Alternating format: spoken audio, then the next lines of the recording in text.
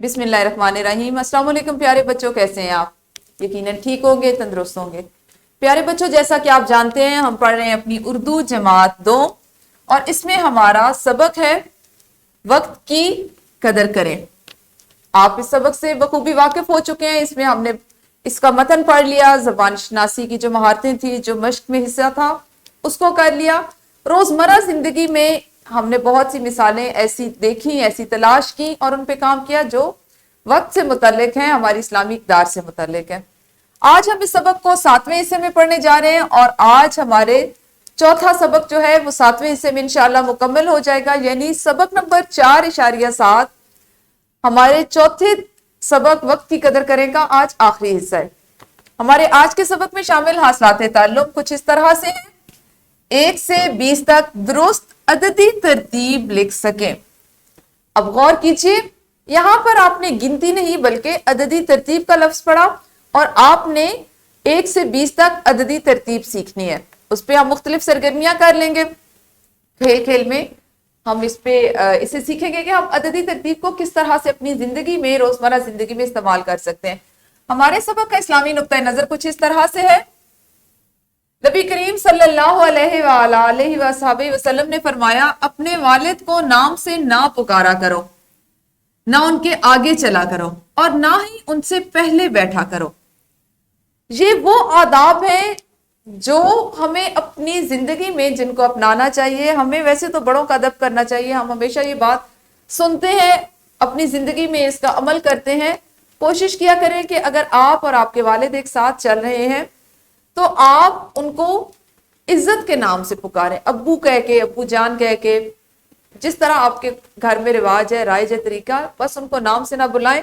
और अगर आप उनके साथ कहीं जा रहे हैं तो कोशिश करें कि आपका कदम उनके कदम से पीछे हो, उनसे आगे चलने की कोशिश ना करें। और किसी जगह बैठना हो तो पहले अपने वालिद साहब को जगह दें, उनको बैठने के लिए कहें और उसके बाद खुद बैठें।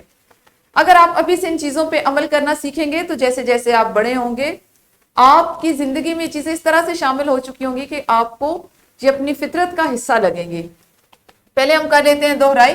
दोहराई में आपने ये करना है कि आपने स्कूल आते हुए आज रास्ते में क्या क्या कुछ देखा। कल मैंने आपको माहौल में आपका जो सबसे पहला या सबसे करीबी माहौल है उसके बारे में बताया और उसमें मैंने आपको बताया था कि आप चूंकि अभी छोटे हैं तो आपके माहौल में घर से स्कूल या स्कूल से घर आते जाते वक्त का जो रास्ता है वो भी आपका फौरी माहौल है जो आपके इर्द गिर्द मौजूद है। तो आपने अभी क्या करना है, स्कूल आते हुए आपने आज रास्ते में क्या क्या कुछ देखा 5 जुमलों में अपनी मौल्लिमा को बताना है। उसके लिए जरूरी है कि आप वीडियो को यहीं पे रोकिए और ज़बानी तौर पर इस सरगर्मी को कीजिए। जी, तो यकीनन दोहराई तो आप लोगों ने कर ली होगी। अब आप देखते हैं कि हमने आज काम करना क्या है। ये पढ़ने से पहले हम क्या करेंगे। सबसे पहले आपके पास जश्न आजादी के दिन हर दूसरा शख्स सब्ज रंग के कपड़े पहने हुए था। कतार में खड़ा 5वां लड़का बिल्कुल मेरे जैसे कपड़े पहने हुए था। मैं 13वें सिपारे पर हूं। अब्बू को लाहौर गए, आज 15वां दिन है, आज 7वां रोजा है।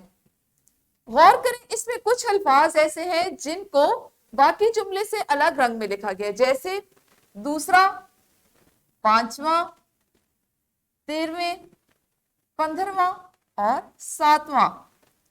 अब यहां पे आप देखें कि ये जो एदाद है या ये जो अल्फाज हैं ये आपकी किसी तरतीब को जाहिर कर रहे हैं। ये उर्दू में जो हम गिनती कहते हैं, पहला, दूसरा, तीसरा, 1 2 3, उसकी तरतीब होती है।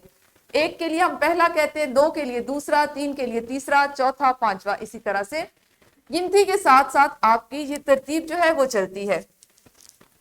हम अपनी तरतीब को इस तरह से बातचीत में इस्तेमाल करते हैं और खास तौर पे आपने इस जुमले में देखा कि मैं 13वें पारे पर हूं। तुम कौन सा पारा पढ़ रहे हो या तुम कौन से पारे पर हो, तो आप जवाब में हमेशा यही कहते हैं कि मैं 13वें पारे पर हूं, मैं चौथी जमात में पढ़ता हूं, मैं दूसरी जमात में पढ़ता हूं, मैं इम्तहान में अव्वल आया या मैं इम्तहान में दूसरे नंबर पर आया। इसी तरह से आज 7वां रोजा है, मेरी बहन 7वीं जमात में पढ़ती है। तो ये तमाम जो इस तरह के एदाद हैं, जब हम इनको इस्तेमाल करते हैं तो ये इनकी अददी तरतीब होती है। आज हमने अददी तरतीब के बारे में सीखना है और अददी तरतीब में भी सिर्फ हमने 1 से 20 तक सीखना है, ठीक है। 1 से 20 तक पहले से आप गिनती सीख चुके हैं, उर्दू हिंसों और लफ्जों में लिखना, अब आप उसकी अददी तरतीब सीखेंगे। उसके लिए हम ये करेंगे कि हमें किसी भी शख्स या चीज के मकाम की जब हमें खबर होती है या हमें उसको बताना हो, तो उसके लिए हम उस मिसाल से सीख लेंगे या इस तस्वीर से हम सीख लेंगे। और इसके लिए आपने करना क्या है कि यहाँ पे मुख्तलिफ बच्चे हैं, इनको हमने मुख्तलिफ नाम दे दिए। आप यहाँ पे ये फर्ज कर लें कि ये आपकी जमात है और आपकी जमात के बच्चे हैं। जैसे ये बच्चा है हसन, फिर सोनिया, अली, शाजिया, महानूर, अब्दुल्ला, रिदा, तारिक, नवीद और निदा। ये वो बच्चे हैं और आपने इसी तरह से इनको ये समझना है कि ये आप हैं, आपकी जमात के बच्चे हैं और ये इनकी तरतीब है। अब हम शुरू करते हैं कि निदा का पहला नंबर है, निदा का पहला नंबर है, नवेद का दूसरा नंबर है, तारिक का तीसरा नंबर है, रिदा का चौथा नंबर है, अब्दुल्ला का पांचवा नंबर है, महानूर का छठा नंबर है, शाजिया का सातवां और अली का आठवां नंबर है, सोनिया का 9वां नंबर है और हसन का 10वां नंबर है।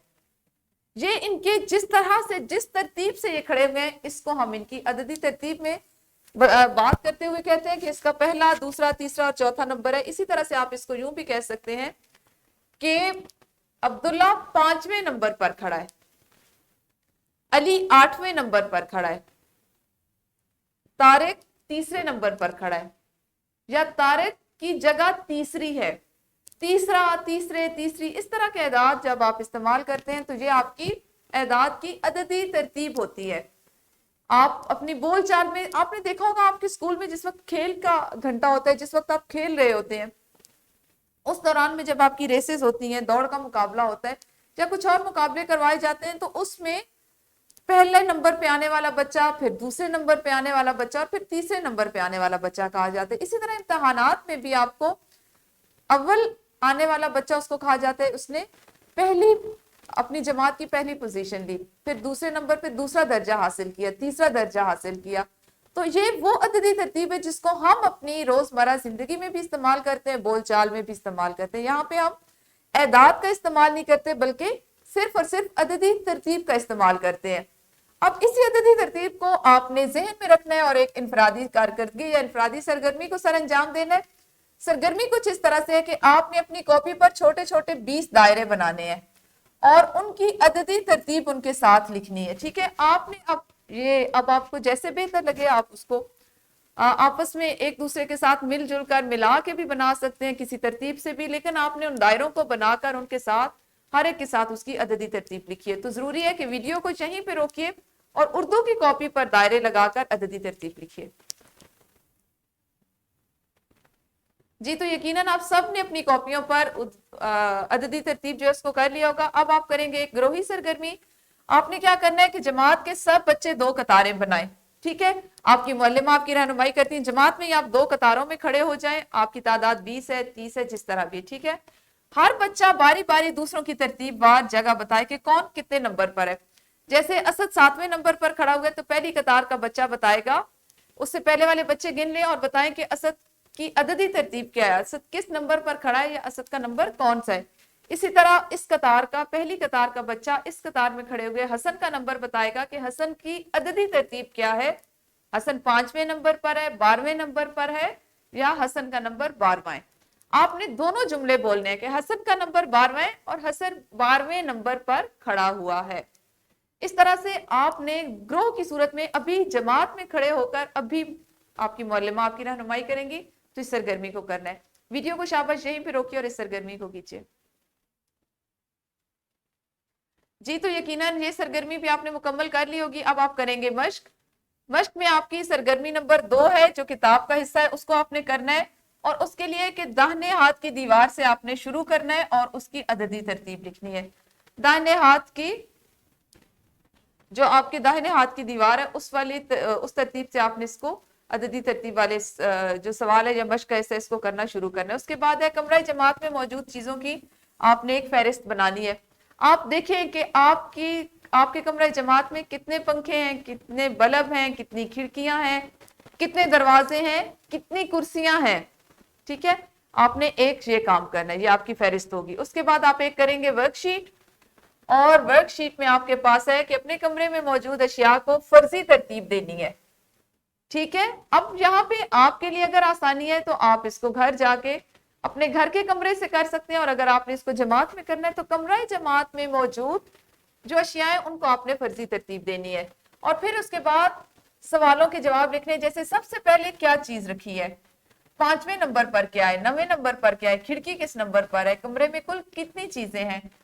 اور دوسرا سوال ہے 11 سے 20 تک عددی ترتیب لکھنی ہے. پہلی مثال آپ کے لیے دی گئی 11 11ویں, اسی طرح آپ نے 12 12ویں, 12واں 13 13واں, ٹھیک ہے. تو اس کو آپ نے 11 سے 20 تک ورک شیٹ پر جو آپ کی عددی ترتیب ہے اس کو مکمل کر کے لانا ہے. یہ تھا ہمارا وہ آج کا ابھی تک کا وہ کام جو ہم نے ابھی مکمل کیا. اس کے بعد آپ کریں گے گھر میں جا کے کچھ کام.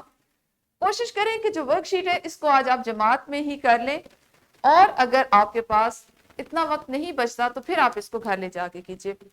گھر کے کام میں آپ نے جو ایک آپ کو ایک دیا گیا کہ بچوں کو دیکھنا ہے اور بولنا ہے کہ ہر بچہ کیا کر رہا ہے, جیسے 10واں بچہ کتاب پڑھ رہا ہے, اس سرگرمی کو اس کو سرگرمی کے طور پہ آپ نے گھر جا کے کرنا ہے. اور اس طرح سے جیسے چھٹا بچہ کچھ, یہاں پہ میں آپ کی مزید آسانی کے لیے کروں کہ چھٹا بچہ ہے تو چھٹا بچہ کچھ سوچ رہا ہے یا سوال پوچھ رہا ہے, اس طرح آپ نے یہ جملے جو ہیں ان کو گھر جا کے ترتیب دینا ہے اور ان پہ بولنا ہے. ہمارے آج کے سبق میں جو چوتھے سبق کا آخری حصہ ہے اس میں شامل ہے عملی منصوبہ. عملی منصوبہ ہے کہ آپ کس وقت اسکول پہنچتے ہیں, ایک ہفتے کا آپ نے جدول مرتب کرنا ہے. ہر روز اسکول پہنچنے پر اپنے آنے کا وقت اس جدول میں درج کرنا ہے, تحریر کرنا ہے. پھر ہفتے کے آخر میں دیکھیں کہ آپ کتنے دن جلدی اور کتنے دن دیر سے پہنچے.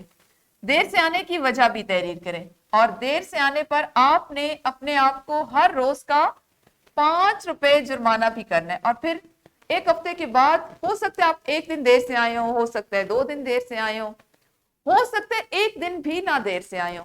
تو 1 2 3 جتنے دن بھی ایک ہفتے میں آپ دیر سے آئیں گے اتنے دنوں کے 5 روپے کا آپ نے خود کو خود جرمانہ کرنا ہے. اور ہفتے کے اختتام پر جرمانے سے جمع ہو جانے والی رقم کو آپ نے مسجد میں جو گلا لگا ہوا ہوتا ہے اس میں آپ نے ان پیسوں کو ڈال دینا ہے, ٹھیک ہے. یہ آپ کا ہے عملی منصوبہ جس کو آپ کریں گے. اور اس طرح ہمارا آج کا یہ سبق, چوتھا سبق جو تھا وقت کی قدر کریں, یہ مکمل ہو گیا. کل انشاءاللہ اپنی درسی کتاب کے اگلے یعنی 5ویں سبق کے ساتھ ملیں گے. اس وقت تک اپنا خیال رکھیں. اللہ حافظ. شکریہ.